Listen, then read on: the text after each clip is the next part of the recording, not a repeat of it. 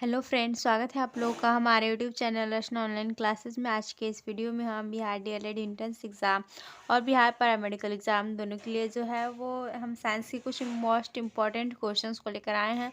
तो यहाँ पर हम कुल 20 क्वेश्चंस को करने वाले हैं। आप लोग को वीडियो पसंद आए तो वीडियो को लाइक करें, चैनल को सब्सक्राइब करें और न्यू वीडियोज़ के लिए। तो स्टार्ट करते हैं हम लोग अपना वीडियो। तो यहाँ पर हमारा फर्स्ट क्वेश्चन है, वोल्ट मीटर को किस क्रम में जोड़ा जाता है। वोल्ट मीटर को जो है किस क्रम में जोड़ा जाता है। ऑप्शंस हैं हमारे समांतर क्रम में, श्रेणी क्रम में, दोनों में या इनमें से कोई नहीं। तो हमारा राइट आंसर हो जाएगा हमारा ऑप्शन नंबर ए हो जाएगा, समांतर क्रम में। वोल्ट मीटर को किस क्रम में जोड़ा जाता है, समांतर क्रम में। इसके द्वारा जो है वो दो बिंदु के बीच के विभवांतर को मापने का कार्य किया जाता है वोल्ट मीटर के द्वारा। नेक्स्ट क्वेश्चन है हमारा, आमीटर को श्रेणी क्रम में क्यों जोड़ते हैं। आमीटर को जो है श्रेणी क्रम में क्यों जोड़ते हैं। कम ऊर्जा प्राप्त करने के लिए, कम प्रतिरोध प्राप्त करने के लिए, कम ताप प्राप्त करने के लिए या उच्च प्रतिरोध प्राप्त करने के लिए। तो हम आमीटर को जो है वो श्रेणी क्रम में जोड़ते हैं ताकि जो हम कम प्रतिरोध प्राप्त हो। क्या हो जाएगा, ऑप्शन बी हमारा जो है राइट हो जाएगा। तो यहाँ पर हमारा ये राइट हो गया आंसर। नेक्स्ट क्वेश्चन है हमारा, जिस विद्युत परिपथ में धारा एक ही दिशा में प्रवाहित होती है उसे क्या कहते हैं। यानी कि जब धारा की दिशा जो है वो परिपथ में एक ही दिशा में धारा प्रवाहित होती है तो हम उसे क्या कहते हैं।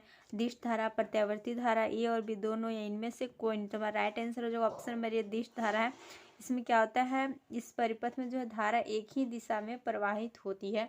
कैसी धारा, तो दिष्ट धारा इसका राइट आंसर हो जाएगा। हम लोग चलते हैं नेक्स्ट क्वेश्चन की ओर। अगला क्वेश्चन है हमारा, वोल्ट मीटर को समांतर क्रम में क्यों जोड़ते हैं। वोल्ट मीटर को जो है हम समांतर क्रम में क्यों जोड़ते हैं। अधिक प्रतिरोध प्राप्त करने के लिए, कम प्रतिरोध प्राप्त करने के लिए, अधिक ऊर्जा प्राप्त करने के लिए या कम ताप प्राप्त करने के लिए। तो यहाँ पर जो है वो हमारा राइट आंसर हो जाएगा ऑप्शन नंबर ए हो जाएगा, अधिक प्रतिरोध प्राप्त करने के लिए। वोल्ट मीटर को जो हम समांतर क्रम में अधिक प्रतिरोध को प्राप्त करने के लिए जोड़ते हैं और आमीटर को कम प्रतिरोध में प्राप्त करने के लिए जो है वो श्रेणी क्रम में जोड़ा जाता है। अगला क्वेश्चन क्या है हमारा, देखते हैं।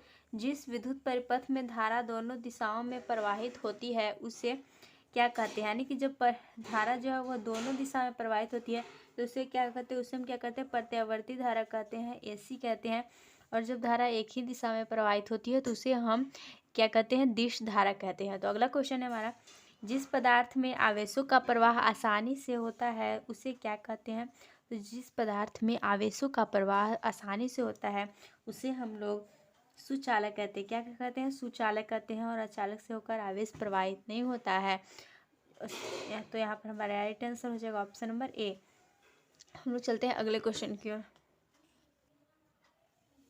अगला क्वेश्चन है हमारा, समांतर क्रम में संयोजित प्रतिरोधों की संख्या घटने के उपरांत संयोजित प्रतिरोधों का कुल प्रतिरोध क्या होता है। बढ़ता है, घटता है, अपरिवर्तित रहता है, इनमें से कोई नहीं। तो हमारा राइट आंसर हो जाएगा ऑप्शन नंबर ए, क्या हो जाएगा, बढ़ता है। जब हम समांतर क्रम में जो है संयोजित प्रतिरोधों की संख्या घटती है तो। अगला क्वेश्चन हमारा, चालक का प्रतिरोध निर्भर जो है नहीं करता है किस पर। चालक का प्रतिरोध जो है वह किस पर हमारा निर्भर नहीं करता है। ऑप्शन है हमारा, चालक की लंबाई पर, चालक के अनुप्रस्थ काट के क्षेत्रफल पर, चालक के तापमान पर और चालक में प्रवाहित धारा पर। तो हमारा राइट आंसर हो जाएगा ऑप्शन नंबर डी, यहाँ पे चालक में प्रवाहित धारा पर जो है चालक का प्रतिरोध निर्भर नहीं करता है। अगला क्वेश्चन है हमारा, सर्वश्रेष्ठ चालक का उदाहरण क्या है। तो हम लोग जानते हैं सर्वश्रेष्ठ चालक यानी कि जिससे होकर धारा जो है वो आसानी से प्रवाहित होती है तो हमारे चांदी होता है, क्या होता है, सिल्वर होता है हमारा। तो यहाँ राइट आंसर हो जाएगा ऑप्शन नंबर सी। अगला क्वेश्चन है हमारा, जिस पदार्थ में अति निम्न ताप पर बिना किसी प्रतिरोध के विद्युत धारा का गमन होता है उसे क्या कहते हैं। यानी कि बिना किसी प्रतिरोध के धारा का गमन होता है अति निम्न ताप पर, उसे हम लोग क्या कहते हैं। हमारे ऑप्शंस हैं अति चालक, सुचालक, कुचालक, इनमें से कोई नहीं। हमारा राइट आंसर हो जाएगा ऑप्शन नंबर ए, क्या हो जाएगा, अति चालक इसका राइट आंसर हो जाएगा। अगला क्वेश्चन है हमारा, कॉपर की प्रतिरोधकता कितनी होती है। कॉपर की प्रतिरोधकता जो है वो कितनी होती है। यहाँ पर ऑप्शन हमारे दिए हुए हैं तो यहाँ पर हमारा सही जो होगा वो होगा डी हो जाएगा, 1.62 गुना 10⁻⁸। क्या हो जाएगा, एक 1.62 गुना 10⁻⁸ यहाँ पर कॉपर की प्रतिरोधकता हो जाएगी। अगले क्वेश्चन हमारा, एल्युमिनियम का प्रतिरोधकता कितना होता है।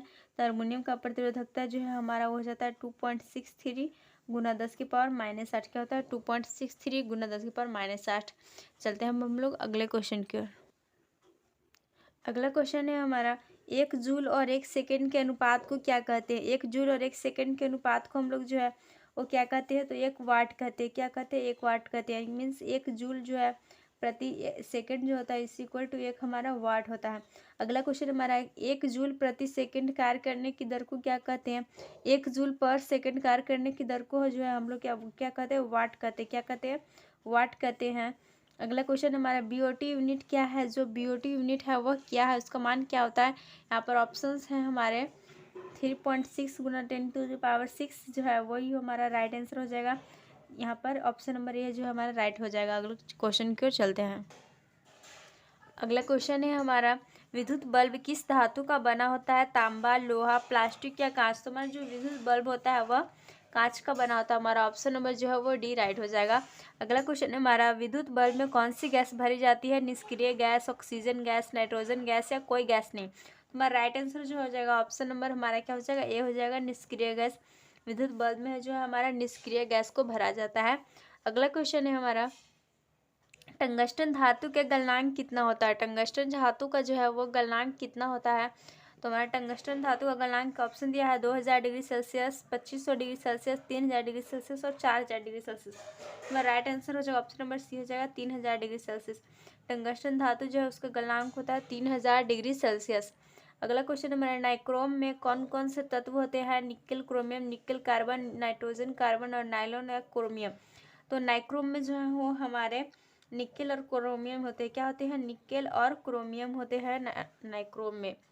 तो हम लोग चलते हैं नेक्स्ट और लास्ट क्वेश्चन की ओर। तो यहाँ पर हमारा क्वेश्चन कर रहा है परिपथ की सुरक्षा के लिए किस युक्ति का उपयोग किया जाता है? परिपथ की सुरक्षा के लिए किस युक्ति का प्रयोग किया जाता है? विद्युत फ्यूज, एमीटर, वोल्टमीटर, इनमें से कोई नहीं। हमारे यहाँ पर राइट आंसर हो जाएगा ऑप्शन नंबर ए, विद्युत फ्यूज। परिपथ की जो सुरक्षा के लिए हम क्या करते हैं? विद्युत फ्यूज का यूज करते हैं। और आप लोग कमेंट करके बताइएगा कि विद्युत फ्यूज जो है वह किसका बना होता है, किसका किसका मिश्र धातु है। तो यहाँ पर हमने कुल जो है 20 क्वेश्चंस को कर लिए हैं। आपके लिए बहुत मोस्ट इंपॉर्टेंट है। तो आप लोग को अगर याद नहीं है तो ज़रूर से ज़रूर इसको याद कर ले। अगर याद है तो अच्छी बात है। अब आप लोग जो है और भी न्यू वीडियोज़ के लिए हमारे चैनल के साथ बने रहें और वीडियो को जो है लाइक करें और चैनल को सब्सक्राइब करें। Thanks for watching.